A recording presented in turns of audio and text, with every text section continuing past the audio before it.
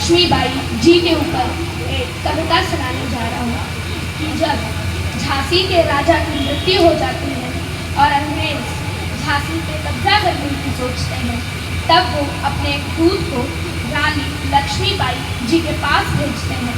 तो रानी लक्ष्मीबाई जी उस दूत से क्या कहती हैं, इसी प्रसन्न को श्री शौर्य जी ने कविता में लिखा है, वो आज मैं आपके साथ साझा करने जा रहा हूँ। कि कविता के ज्ञानी बैठे हो तो शब्द शब्द को सुन लेना, कविता के ज्ञानी बैठे हो तो शब्द शब्द को सुन ले। ना मोहित का शौर्य बोल रहा है, ध्यान लगा के सुन ले।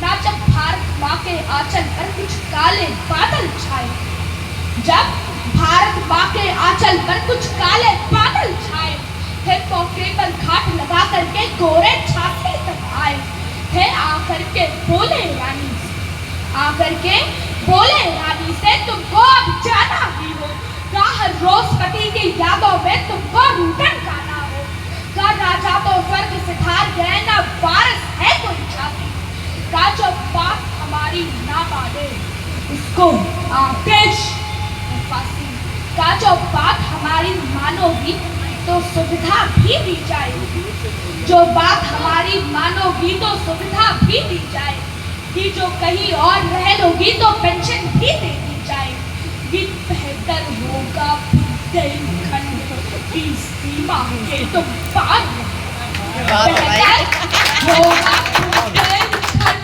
की सीमा के तुम पार रहो। पर छोड़ के झांसी नहीं गई, पर छोड़ के झांसी नहीं गई, तो मरने को तैयार रहो। इतना सुनते ही रानी की आंखों के दो लाल, इतना सुनते ही रानी की आंखों के दो लाल हुए, ना मंडल में बिजली कड़कीते कर इतने ठिकरार हुए, चेहरे पे तेज तो इतना कि सूरज भी फीका पड़ जा, जिसकी ओर भी देख ले वो तरसे धरती के अंदर पड़ जा। भाई तालियां बजा दीजिए ना डांस के लिए।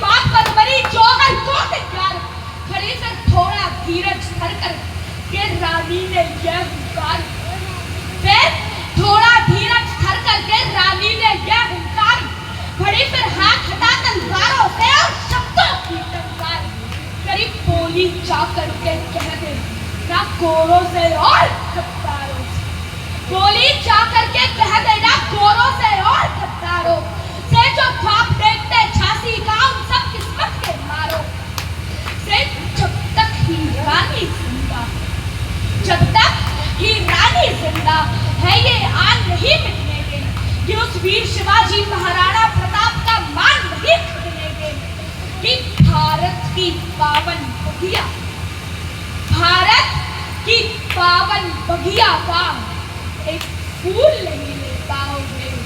अरे झांसी को छोड़ो, झांसी की फूल, झांसी की फूल ले पाओ।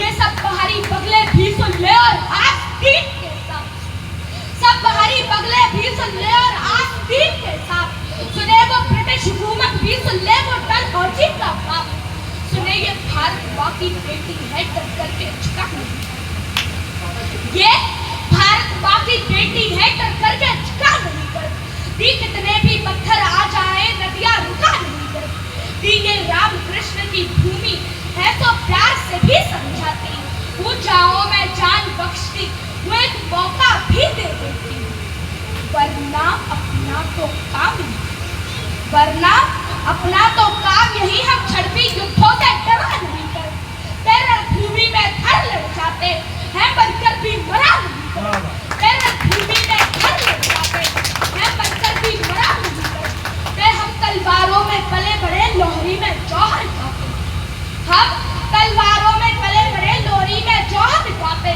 हैं, जब भी चाहे रणचंडी की शौर्य से प्यास बुझाते हैं, फिर भी तुमको समझाती वो और रहम मत भूलो, तुम जितनी जल्दी हो सकता है झांसी से बाहर निकलो, वरना तो कसम भवानी, वरना तो कसम भवानी की फिर महाप्रलय आ जाए, कि युद्ध में तलवारें नाचेंगी, खटखोर घटा छा जाए, कि गोरे सत्ता की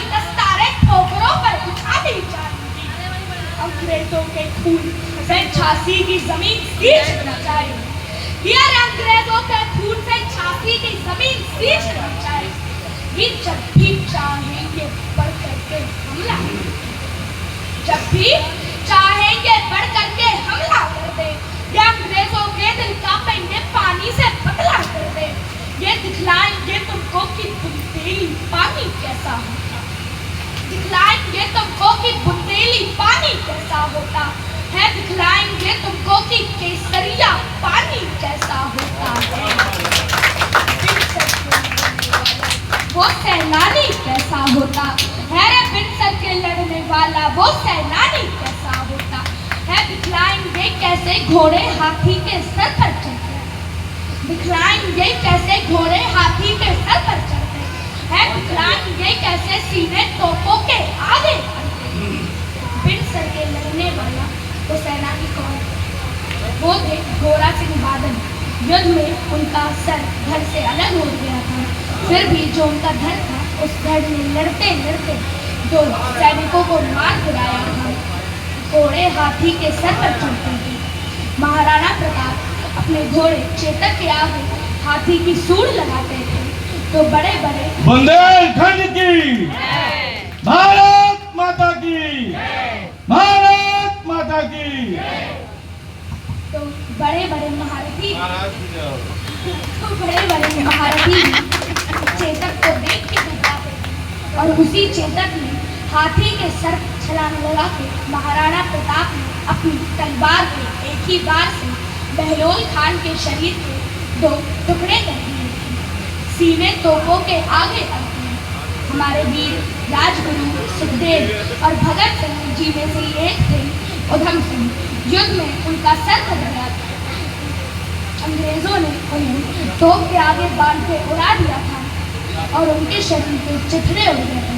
तभी बिन सर के लड़ने वाला वो सैलानी कैसा होता है, दिखलाएंगे कैसे सीने तोपों के आगे लड़ते हैं, दिखलाएंगे कैसे घोड़े हाथी के सर पर चढ़ते हैं, दिखलाएंगे झांसी की रानी कैसे पड़ती है, मर्दों की छाती पर चढ़ के मर्दानी कैसे है।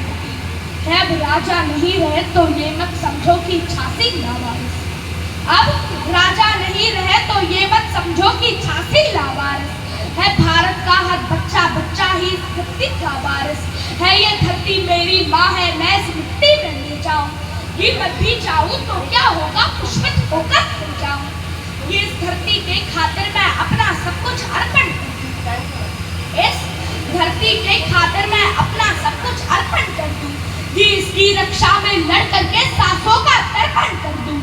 ये बुंदेलखंड की ये बुंदेलखंड की ये धरती शत्रुओं से अगवा ना होगी। ये रानी चाहे विधवा हो, ये रानी चाहे विधवा हो, पर झांसी विधवा ना होगी। आगे की 2 लाइनें मैं अपने जैसे बच्चों के लिए कहना चाहता हूँ जो आगे चल के भारत का भविष्य है।